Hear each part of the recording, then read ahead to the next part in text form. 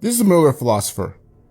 In the lore of Middle-earth, there are many famous weapons that are used by equally famous characters, yet none are perhaps revered or as detailed in reverence as the Sword of Elendil and his descendant Beregrond, Narsil AKA Anduril.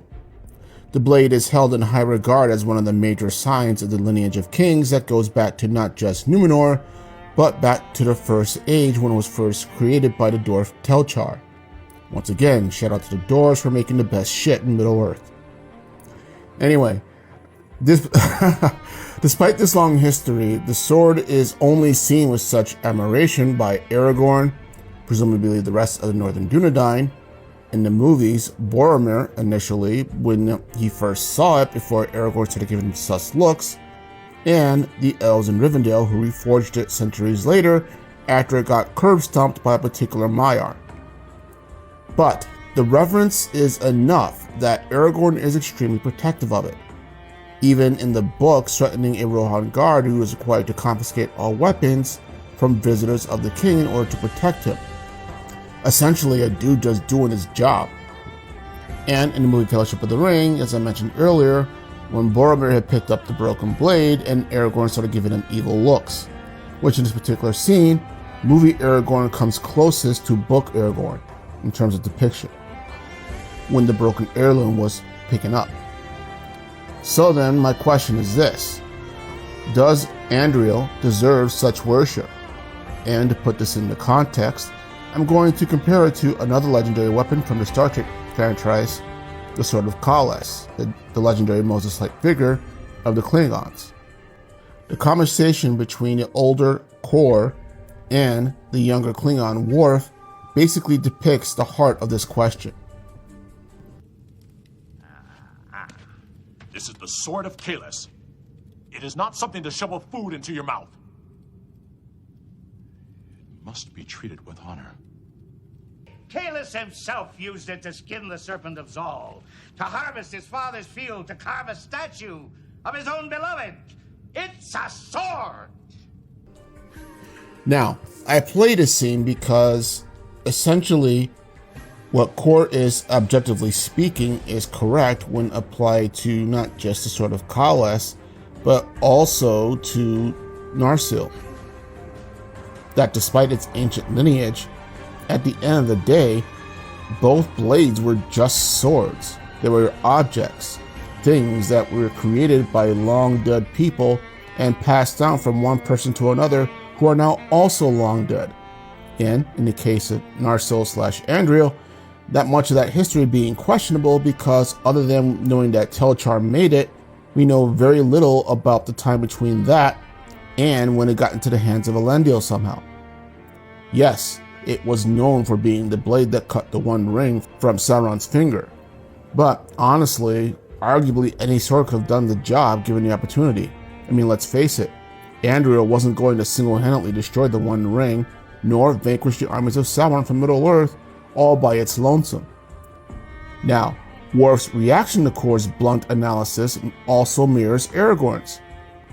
How dare anyone question the legitimacy of Anduril, the sword held by the last High King of the United Dunedain Kingdom, one of the few surviving relics from the First and Second Ages, thousands upon thousands of years, and possibly held by other High Lords or Kings between that time and the time that it was eventually broken.